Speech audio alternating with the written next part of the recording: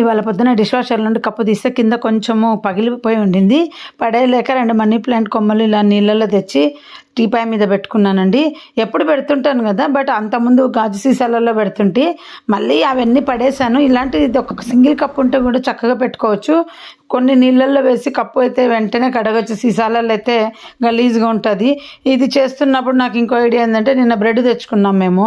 దానికి ప్యాకెట్కి మాకు ఇలా వస్తాయి, కొమ్మలకు ఇలా అట్లా పక్కకు పెట్టాను. మా ఆయనకు దేనికైనా పనికి వస్తుందిలే ఉంచు, నా ఐడియాస్ కోసం అని పక్కకు పెడితే పడేయనీయకుండా. సో ఇలా 2 కొమ్మలు జాయిన్ చేయడానికి యూజ్ అవుతుంది. మనం కారిడార్లో కూడా కొమ్మలు పెంచుకుంటుంటాం కదా, బ్రెడ్ ప్యాకెట్కి ఇలాంటి ప్లాస్టిక్ వస్తాయి, అవి చక్కగా 2 కొమ్మలు జాయిన్ చేసుకోవడానికి వాడుకోవచ్చు పడేయకుండా.